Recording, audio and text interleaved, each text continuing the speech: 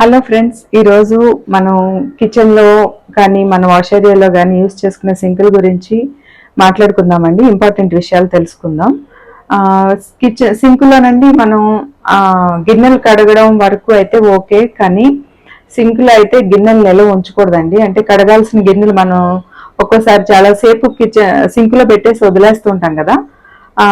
ఆ పద్ధతి అయితే అది కరెక్ట్ కాదండి. అది ఎందుకో ఇప్పుడు తెలుసుకుందాం.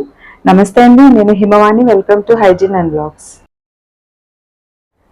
ఇప్పుడు నేను సింకులో గిన్నెలు పెట్టొద్దని ఎందుకు అంటున్నానంటేనండి, WHO అంటే వరల్డ్ హెల్త్ ఆర్గనైజేషన్ వాళ్ళు చేసిన సర్వే ప్రకారం మనం రోజు వాడుకునే సింకుల్లో కొన్ని వేల సంఖ్యలో బ్యాక్టీరియాలు ఉంటాయంటండి. అంటే ఇంచుమించుగా అది ఒక డస్ట్బిన్ లాంటిది అనమాట సింక్. అందుకనే ఏంటంటే సింకులో గిన్నెలు పెట్టకుండా అండి నేనైతే అన్ని ఇక్కడే పెట్టేస్తాను. అంటే వాడిన గిన్నెలు అనమాట ఇక్కడే ఉంచుతా. అంటే నాకైతే ఇక్కడ ఎక్కువ ప్లేస్ ఉంది కాబట్టి ఇక్కడ పెట్టేస్తున్నానండి. ఒకవేళ ప్లేస్ లేదనుకోండి, సింక్ దగ్గర ఇంత ప్లేస్ లేకపోతే మామూలుగా మనం వాడిన గిన్నెలు ఇట్లాంటి టబ్ తీసుకుని ఇందులో పెట్టేసుకొని ఇట్లా ఉంచి జస్ట్ కడిగే ముందు, అంటే గిన్నెలు కడిగే ముందు ఇక్కడ పెట్టుకొని గిన్నెల్లో నీళ్లు స్ప్రింకిల్ చేసి నానిన తర్వాత గిన్నెలు కడుక్కోవడం మంచిదండి.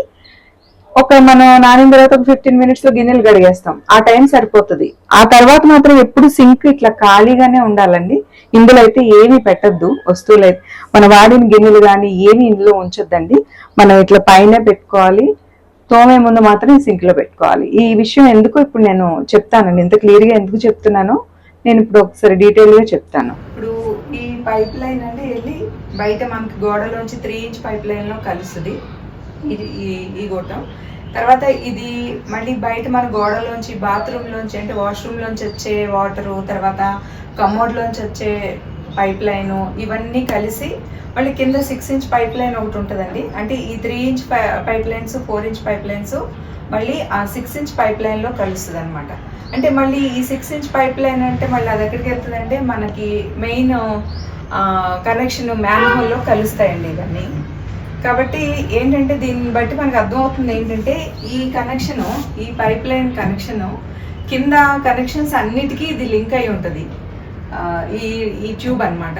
అందుకని అక్కడి నుంచి వచ్చే బ్యాక్టీరియా, తర్వాత మనం వాడిన పదార్థాలు ఈ ట్యూబ్లో ఉండిపోయి అవన్నీ లోపల కుళ్ళిపోయి ఆ పదార్థాలు, తర్వాత కమోడ్లోంచి వచ్చిన వాటరు, వాష్రూమ్స్లోంచి వచ్చిన వాటరు గొట్టాల్లో ఎక్కడో చోట కొంతవరకు నిల్వ ఉండి అది కుళ్ళిపోయి ఆ గ్యాసెస్ అంతా అన్ని కింద నుంచి ఇట్లా పైకి వస్తాయి అనమాట. ఆ గ్యాసెస్ అంతా పైకి వచ్చి ఈ ట్యూబ్ నుంచి కూడా ఎంతో కొంత సింక్లోకి వచ్చే అవకాశాలు ఉంటాయన్నమాట.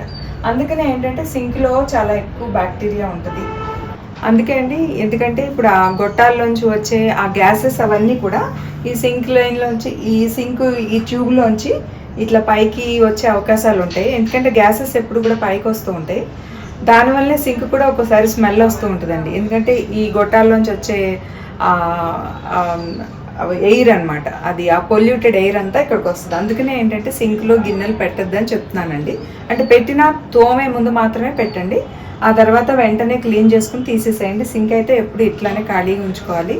ఎందుకంటే అండి మనం సింక్లో క్లీన్ చేసుకోవడానికి సోడా, తర్వాత వెనిగరు ఇవన్నీ వేసి ఈ డ్రైన్లో పోసి క్లీన్ చేస్తూ ఉంటాం.